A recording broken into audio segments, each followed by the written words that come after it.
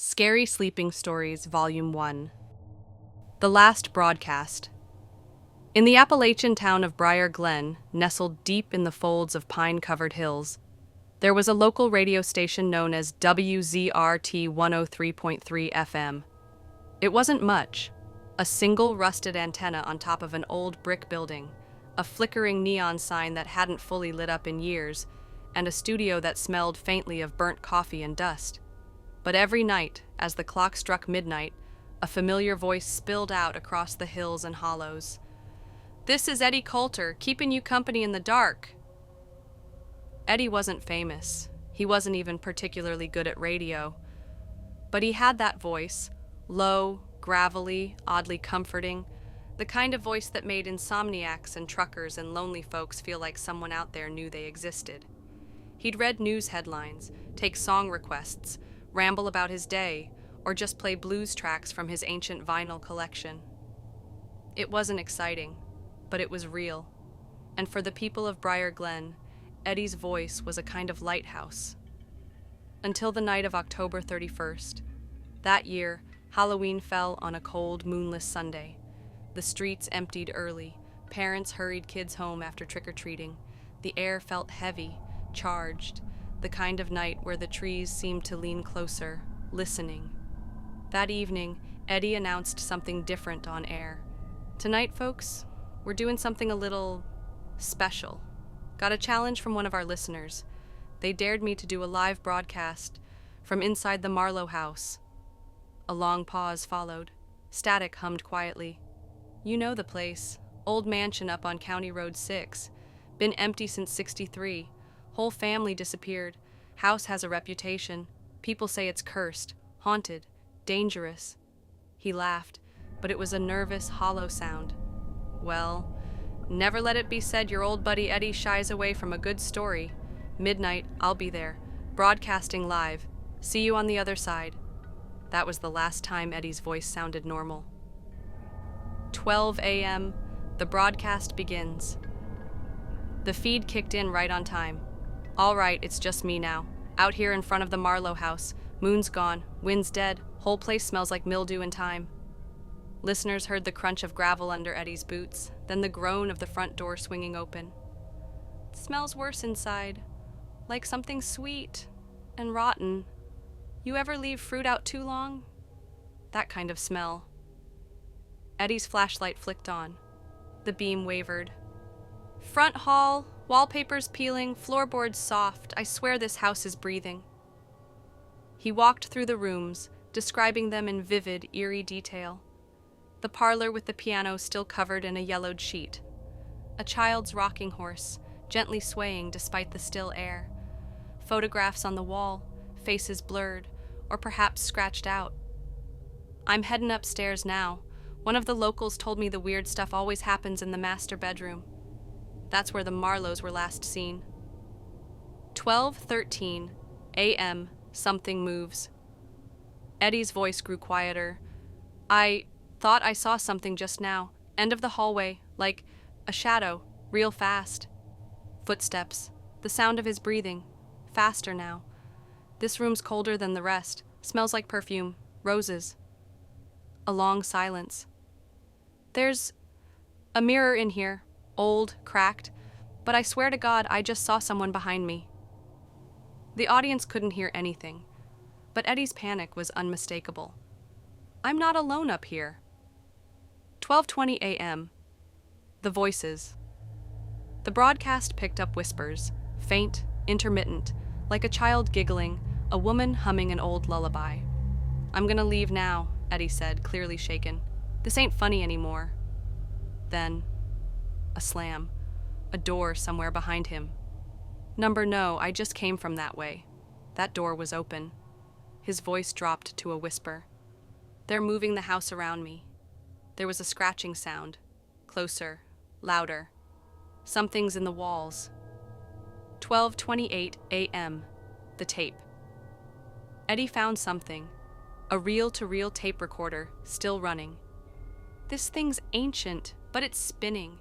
It's actually spinning." He played it back. What came through was nearly unintelligible, Muffled voices, a child crying, then a man screaming, "No, don't take her, please, God, no!" A burst of static followed, so loud it hurt to hear. "I'm done, I'm leavin'." 12:32 a.m., the final message. Then came the last broadcast. "If anyone's listenin', they were right. This house, it's not empty. It's not abandoned. It's hungry. It remembers, and it wants you to see." More whispers, crying, a dragging sound. "Don't come here. Don't." A loud snap, then silence. Static for 10 full seconds. Then a woman's voice, clear and soft. "Now you're part of the house." And the broadcast ended. The Aftermath sheriff's deputies found the house empty the next morning. Eddie's car was still outside. His equipment lay scattered through the master bedroom. His microphone was split in two like it had been crushed, but there was no blood, no body. Just one thing left recording, the old reel-to-reel, still running. Eddie Coulter was never found. The legacy WZRT 103.3 FM went silent after that. The owner shut it down out of respect. The antenna rusted. The sign flickered out for good. But in the years since, locals tell stories.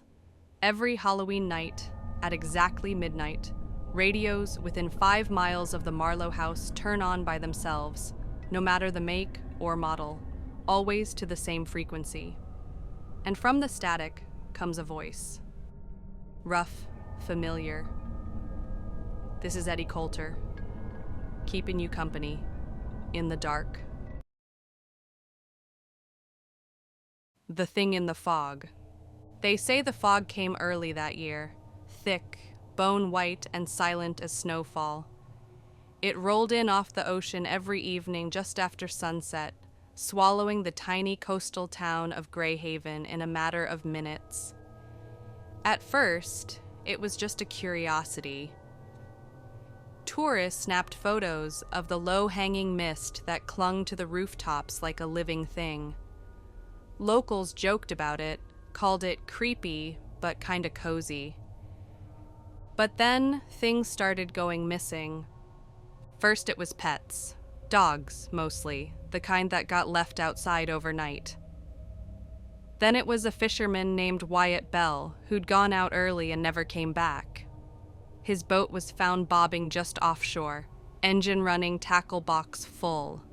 No blood, no signs of struggle.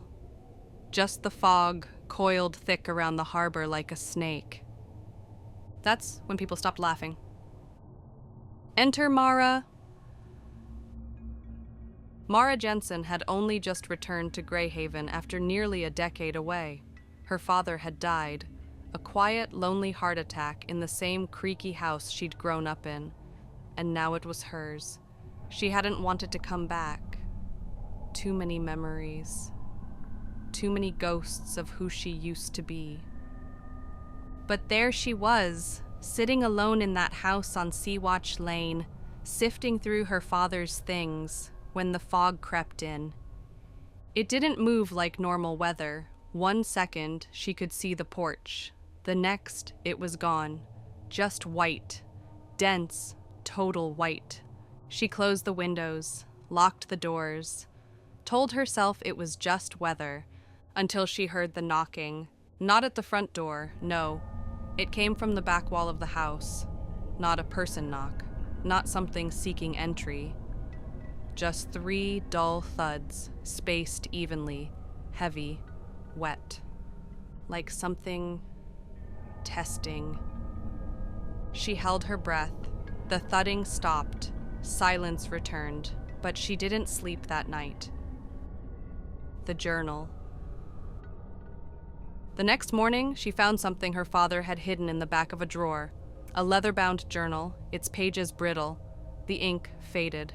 Inside were weeks of entries, increasingly frantic, scattered, scared.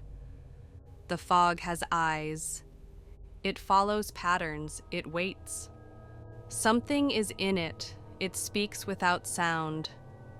Saw it watching me last night from the tree line.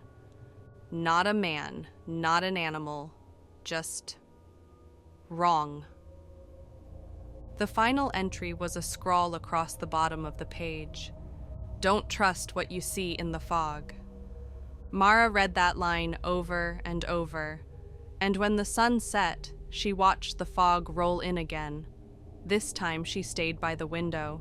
At exactly 2:11 a.m. it happened again.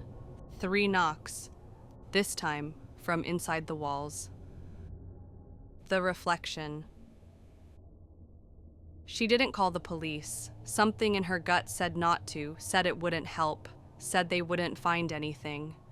Instead, she boarded up the back room, lit candles, and waited.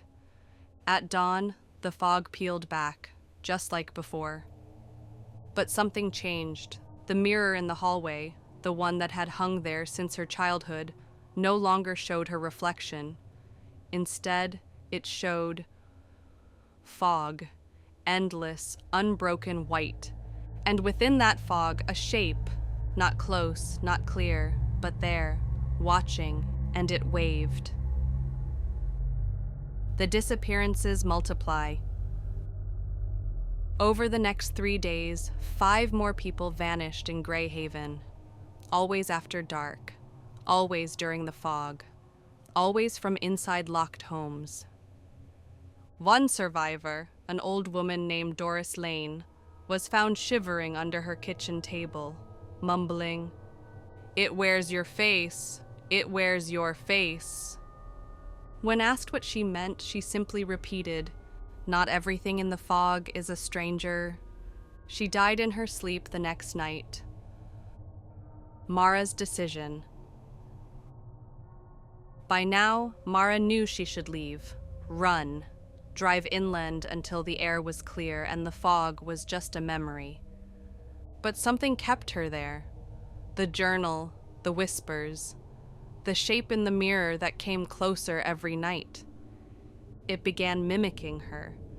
At first, it just stood like her. Then it copied her gestures, raising its hand when she did, tilting its head the same way. Then it smiled, she didn't.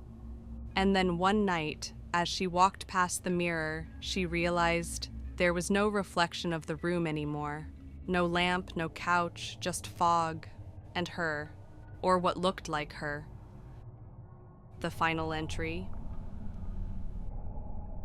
Mara began writing her own journal, just as her father had. She wrote down everything, the movements, the timing, the knocking, the sounds she heard in the fog, sobbing, footsteps, whispering in languages she didn't know. Her final entry read, "I saw myself standing in the yard tonight. I was smiling, but I wasn't happy. I think it's waiting for me to break, to invite it in, to become me. If anyone finds this, don't look at the fog too long. Don't listen. And never, ever speak to it." Afterward. Mara Jensen vanished 2 nights later. Her car was still in the driveway. The doors were locked from the inside. Her journal was open on the table.